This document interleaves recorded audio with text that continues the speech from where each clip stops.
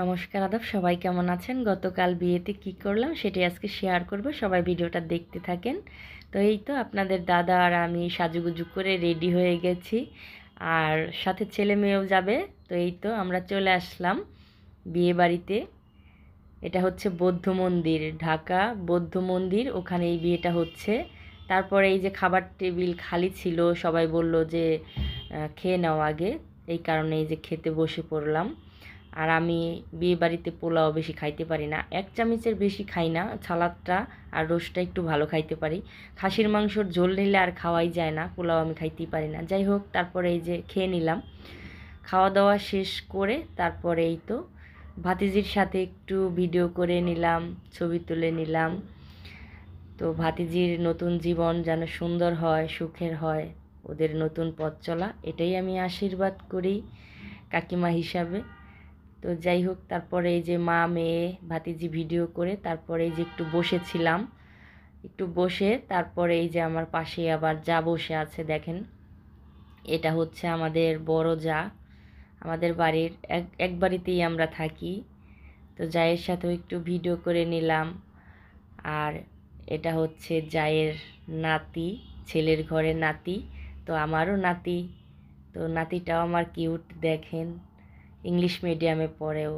আর এদিক দিয়ে আবার আমার মেয়ের মন খারাপ, ও বলতেছে মা বাসায় চলো, আমার ভালো লাগতেছে না, শাড়ি পরে কখনো থাকে নাই তো, ওর ভালো লাগতেছে না, এর জন্য মুখটা কালা করে রাখছে দেখেন।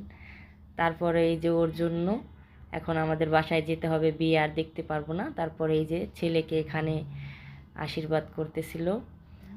তো যাই হোক, তারপরে ওখানে যেটাই হোক করতেছিল, আশীর্বাদ হোক যেটাই হোক। তারপরে আর বিয়ে দেখা হবে না, পরে একটু এখানে একটু ভিডিও করে এখন আমরা বাইরে বেরিয়ে গেলাম। তারপরে এই যে বৌদ্ধ মন্দিরের আপনাদের দৃশ্যটা দেখাই, এই দেখেন কত সুন্দর এখানে মোমবাতি জ্বালানো।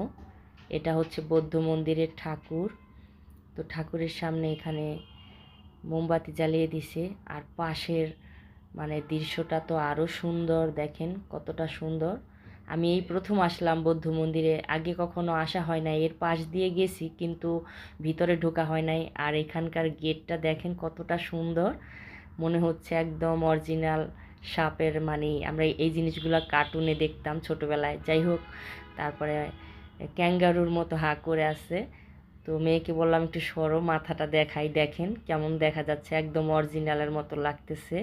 তারপরে মা মেয়ে এই সাপের সাথে একটু ভিডিও করলাম, পরে আপনাদের দাদার সাথেও ভিডিও করলাম, সবার সাথে। তো আজকের ভিডিওটা কেমন লাগলো সবাই কমেন্ট করে জানাবেন। সবাই ভালো থাকবেন, সুস্থ থাকবেন, বৌদির পরিবারের জন্য বেশি বেশি করে আশীর্বাদ করবেন।